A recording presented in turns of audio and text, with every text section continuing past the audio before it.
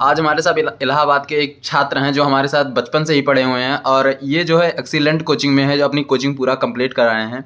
तो आज इनका इलाहाबाद का एक्सपीरियंस जानेंगे अपने अपने परम मित्र से कि इनका अनुभव क्या रहा और कितना साल इनको हुआ तैयारी करते हुए और किस चीज़ की ये तैयारी कर रहे हैं। तो मित्र, अपना नाम बताइए।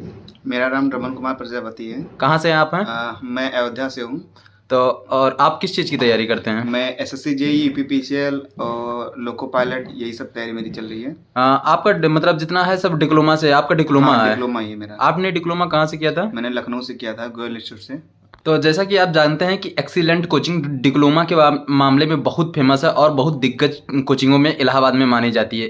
ये कोचिंग जो है सलोरी में है और बहुत मानी जानी कोचिंग है। डिप्लोमा के लिए अगर कोई छात्र इलाहाबाद में आता है तो डिप्लोमा के लिए ये कोचिंग सबकी प्रायोरिटी रहती है डिप्लोमा के क्षेत्र में। तो भाई डिप्लोमा यही इसी कोचिंग से किया है, तो ये अपनी पूरा अनुभव शेयर करेगा। इनका जो है पूरा डिप्लोमा का जो कोर्स था, जो सिलेबस जेईई में मांगता है, उनका ये एक्सीलेंट कोचिंग से पूरा किए हैं। आप एक्सीलेंट के किस बैच में थे? हमारा थर्ड बैच था, उसमें हमारा बाद में कंबाइंड बैच चलने लगा, थर्ड फोर्थ फिफ्थ। अच्छा। और उसमें करीब एक्सीलेंट विजन में इलेक्ट्रिकल का जो होता है बैच बनता है, 6 या 7 बैच बनते हैं। हाँ। उसमें एक बैच में 250-300 बच्चे सब में रहते हैं। अच्छा। और सिविल की जो थी 8 या 9 बैच बनती हैं। अच्छा। और लॉकडाउन से पहले बताया जा रहा है कि उसमें 12-13 बैचें बनती थी। अच्छा। जो रात को 10-10 बजे तक क्लासेस चलती थी। अच्छा, कुछ लोगों का हमारे यूट्यूब चैनल पर कमेंट आ रहा था क्योंकि मैंने एक्सीलेंट की एक वीडियो डाली थी कि वहाँ पे हिंदी मीडियम पढ़ाते हैं कि इंग्लिश मीडियम? देखिए, आप इंग्लिश मीडियम पढ़ना चाहते हैं तो आपको इंग्लिश में भी पढ़ाया जाता है, हिंदी में पढ़ाया जाता है। समझाया हिंदी में जाएगा, लिखाया इंग्लिश में भी जाएगा। अगर आपको इंग्लिश में नहीं समझ में आ रहा तो आपको मतलब जैसे हिंदी में भी लिखाया जाता है। अच्छा। कि बच्चों को ऐसा मत लगे कि हमको इंग्लिश नहीं आता तो हिंदी बता रहे हैं, या हिंदी आ रहा है तो इंग्लिश नहीं बता रहे हैं। तो सब बताया जाता है। और मिक्स भी पढ़ाया जाता है। अच्छा। वहाँ के एक फैकल्टी जो है बहुत अच्छे हैं। अच्छा, नोट्स का क्या सिस्टम है कि लिखवाते हैं, बोल के लिखवाते हैं या उनका खुद का नोट्स रहता है? नोट्स जो होता है बोर्ड पे लिखवाया जाता है, बोल के लिखवाया जाता है। एक डायग्राम, एक चीज, हर चीज समझाया जाता है ऑलरेडी। और एक्सीलेंट सबसे बेस्ट कोचिंग है।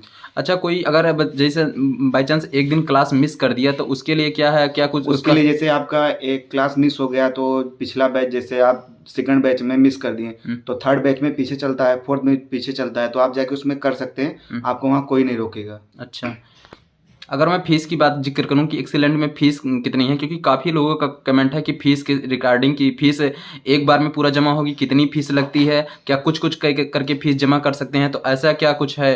एक्सीलेंट के फीस स्ट्रक्चर कैसे है? जैसे आप एडमिशन लेने जाएंगे जब, तो आपको वहाँ 16,500 रुपये फीस है वहाँ के, जिसमें आपको ऑनलाइन ऑफलाइन दोनों मिल जाता है। ऑनलाइन में क्या होता है, रिकॉर्डेड वीडियो रहता है। आप बाद में अगर क्लास खत्म हो जाए तो आप रिकॉर्डेड पढ़ सकते हैं रूम पे बैठ के अपने। अच्छा। और जैसे फीस की बात है, फीस जमा करने की आपको उतना जितना टाइम मांगेंगे, जैसे 1 महीना में जमा करेंगे, 2 महीने में जमा करेंगे, या एक साथ जमा करेंगे, वो आपके ऊपर है।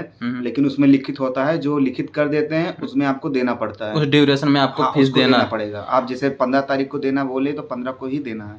अच्छा, ये उससे पहले आपको फीस नहीं मांगा जाएगा वहाँ पे। अच्छा, ट्रेड का क्या होगा? ट्रेड का क्या सिस्टम है कि अलग अलग ट्रेड के लिए अलग अलग टीचर पढ़ाते हैं कि या एक ही टीचर जो है हर सब्जेक्ट पढ़ाता है? ऐसा नहीं, कुछ क्या है? ऐसा कोई बात नहीं है। जैसे कि आप इलेक्ट्रिकल के स्टूडेंट हो तो इलेक्ट्रिकल के ही टीचर पढ़ाएंगे। अच्छा। और सिविल के जो टीचर होते हैं सिविल के ही पढ़ाते हैं। अच्छा। मैकेनिकल के अलग होते हैं, सिविल के अलग होते हैं। नॉन-टेक की जो क्लास चलती है वो हर ब्रांच में, हर बैच में ही पढ़ाते हैं वो लोग। अच्छा, सबसे बेस्ट मतलब ट्रेडों में सबसे ज्यादा सिलेक्शन देने वाला एक्सीलेंट विजन है, जो इलेक्ट्रिकल और सिविल मैकेनिकल तीनों से ही मतलब ज्यादातर सिलेक्शन होते हैं। अच्छा, टीचरों का आप एक्सपीरियंस क्या बताएंगे एक्सीलेंट के जो टीचर, क्योंकि बहुत माने जाने टीचर, दिग्गज टीचर इसमें यहाँ पढ़ाते हैं और इलाहाबाद की सबसे बेस्ट कोचिंग में मानी जाती है। तो कौन से टीचर आपको सबसे ज़्यादा बेस्ट लगे और आप किसको, मतलब कोई नया लड़का आ रहा है तो आप किसको सलाह देंगे कि उस टीचर से ज़्यादा वो पढ़े? आपका क्या राय रहेगा? मतलब आपका अनुभव कौन सा टीचर का सबसे बेस्ट रहा अभी तक?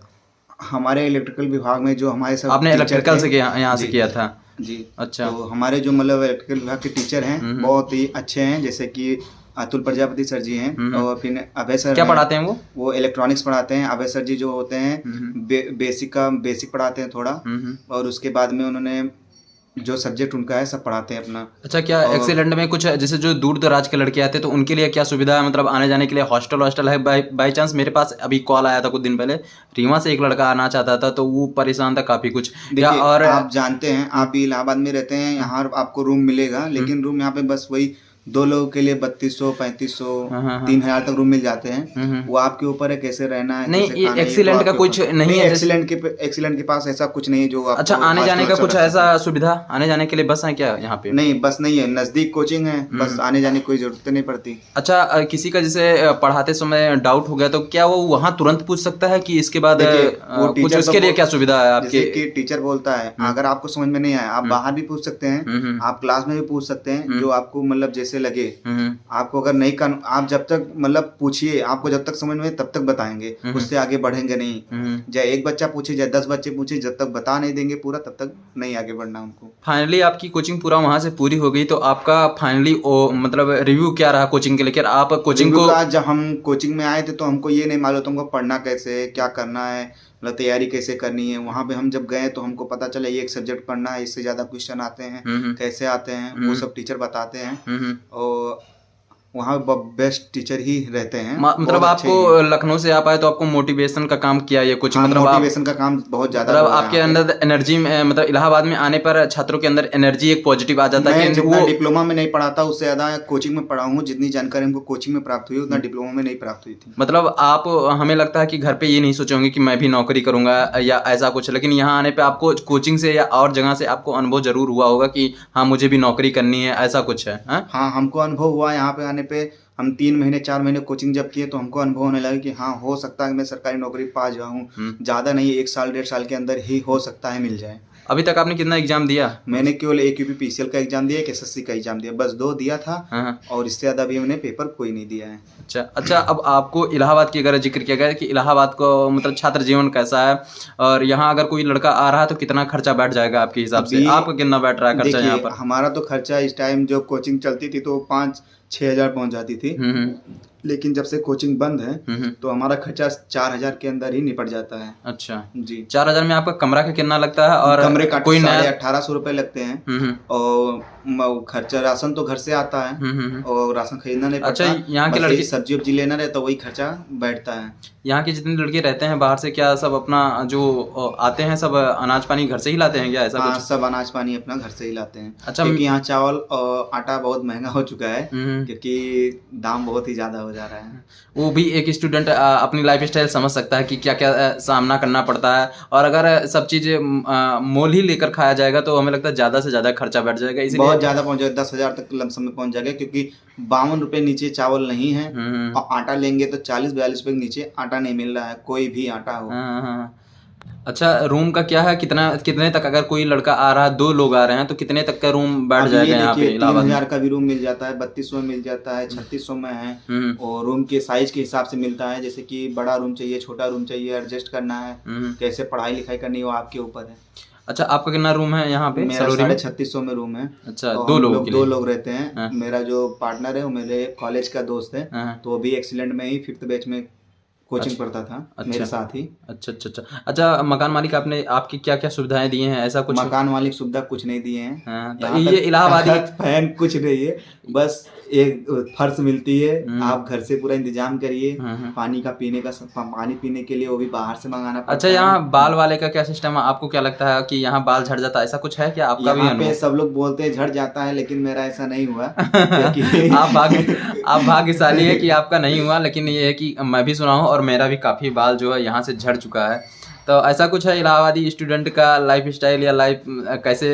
अच्छा, आप कितने दिन में कितना घंटा पढ़ लेते हैं, ऐसा कुछ है? अब ये मेरा देखिए, सुबह में 6 बजे जगता हूँ तो मैं करीब 10:30 11 तक पढ़ लेता हूँ। उसमें उसके बाद में मैक्सिमम 8 घंटे हो जाते हैं, ऐसी बात नहीं, बस 8 घंटे ज्यादा नहीं पढ़। ऑनलाइन को आप प्रेफर ज्यादा देते हैं अब इसके कोचिंग के बावजूद? कोचिंग के बावजूद मैं ऑफलाइन अपना खुद से पढ़ाई करता हूँ। अगर जैसे कोई समझ में नहीं आया तो मैंने ऑनलाइन बैच भी लिया था एक्सीलेंट से, तो उसमें क्वेश्चन जैसे पढ़े रहते हैं वीडियो, तो हमको जहाँ समझ में नहीं आता वहाँ से हम पढ़ लेते हैं। अच्छा, एक्सीलेंट में ये भी सुविधाएं हैं? जी, सही है। और इलाहाबाद की कोई आप बात बताएंगे कि जैसे क्या क्या घूमने का स्थान है? जहाँ पे हम रहते वहाँ पे बाढ़ ज्यादा आती है, पानी रूम में भर जाता है। हाँ, तो सलोरी का ये सलोरी बघाड़ा जितना गंगा से सटा हुआ इलाका है, इसमें सब में यही दिक्कत है।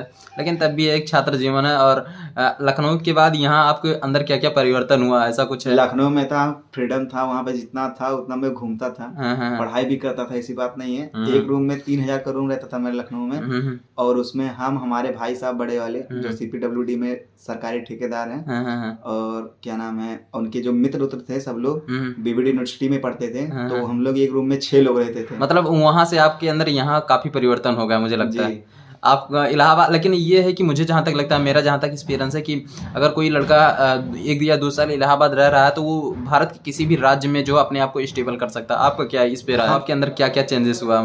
मतलब हम इलाहाबाद जब पहली बार आए थे, अकेले आए थे ट्रेन में, तो हम ट्रेन का सफर कभी किए नहीं थे। हाँ। बस हम अपने परिवार के साथ एक बार मुंबई गए थे, वहां से आए थे साथ में ही। हाँ। अकेले कहीं आना जाना नहीं था। लेकिन अब हमको कहीं भी यहाँ से भेज दिया जाए, मतलब इतना जानकारी हो गया कि आने जाने के लिए कैसे आना कैसे नहीं आना। लाइफ स्टूडेंट में हम ट्रेन का टिकट नहीं लेते। अब हम मुझे लगता है कि आपको कहीं भी अगर अकेले छोड़ दिया तो आपको बोरिंग नहीं लगेगा। बोरिंग नहीं लगती। इलाहाबाद आपको इतना मैच्योर कर देगा कि आप हर जगह जो अपने आप को जो है सामंजस्य आप बैठा के जो है अपने जीवन को निर्वाह कर सकते हैं। और इलाहाबादी लौंडों का मैं बताऊं खासकर कि अगर इलाहाबाद 1 या 2 साल कोई रह रहा है तो वो भौकाली अंदाज में चूतिया बनाना जान जाता है। ऐसा कुछ है कि नहीं? ऐसा कुछ है ना? हाँ। बतियाने का टेक्निक गुरु जो है एकदम पता हो जाता। तो यही मेरी छोटी वीडियो थी, और आपको कैसी लगी आप जरूर मेरे कमेंट सेक्शन में बताइएगा। जय हिंद, जय इंडिया रेलवे, जय प्रयागराज, जय संगम नगरी, जय हिंद।